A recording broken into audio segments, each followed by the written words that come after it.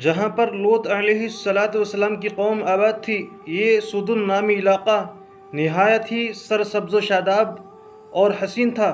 یہاں باغات کی کثرت تھی۔ اردن اور شام کے درمیان یہ اردن نامی علاقہ، یہاں پر پھل اناج بکثرت پیدا ہوتے تھے، اور یہی وجہ تھی کہ اس کے پاس کے علاقے سے لوگ اپنی ضرورت کے لیے یہاں آتے تھے۔ مگر یہ بات سدن کے لوگوں کو بالکل بھی پسند نہ تھی، اور وہ نہیں چاہتے تھے کہ دوسری بستی کے لوگ ان کے علاقے میں آئے۔ وہ ایک روز گفتگو کر رہے تھے کہ باہر کے لوگوں کو یہاں آنے سے کیسے روکا جائے۔ اچانک ابلیس ایک بزرگ کی شکل میں ان کے پاس آیا اور کہنے لگا، اگر تم ان لوگوں سے نجات چاہتے ہو تو تم ان کے ساتھ زبردستی اپنی خواہش پوری کرو، تو اس طرح یہ لوگ بستی میں آنا چھوڑ دیں گے۔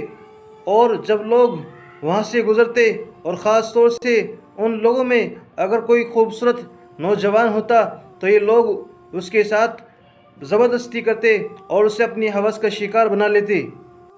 ان لوگوں نے ایک جگہ متعین کر رکھی تھی، اور اس جگہ میں یہ لوگ بدکاری کرتے تھے۔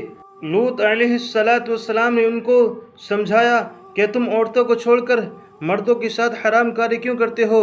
تم اس حرکت سے باز کیوں نہیں آتے؟ جب وہ لوگ اپنی اس حرکت سے باز نہیں آئے تو اللہ تبارک و تعالیٰ نے فرشتوں کو بھیجا، اور فرشتے خوبصورت نوجوان کی شکل میں لوط علیہ السلام کے پاس آئے۔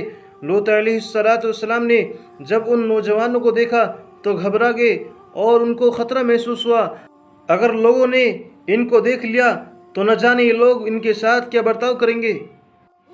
لوط علیہ السلام کی بیوی جو کہ کافر تھی، اس نے جا کر ان لوگوں کو یہ خبر دے دی، لوط کے گھر نوجوان لڑکے ٹھہرے ہوئے ہیں۔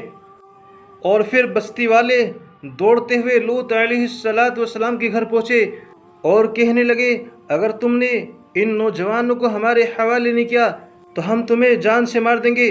فرشتوں نے جب لوط علیہ السلام کو پریشانی کی حالت میں دیکھا تو فرمایا، ہم تمہارے رب کی طرف سے بھیجے ہوئے فرشتے ہیں، تم یہاں سے اپنے گھر والوں کو لے کر نکل جاؤ، تم میں سے کوئی بھی پیچھے مڑ کر نہ دیکھے۔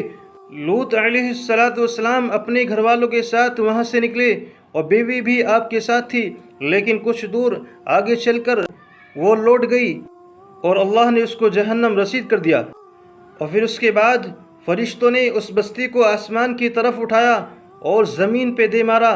پھر اس کے بعد ان پر پتھروں کی بارش ہوئی۔ ان پتھروں پر مرنے والوں کا نام لکھا ہوا تھا۔ جب یہ پتھر ان کو لگتے تو سر میں گھس جاتے۔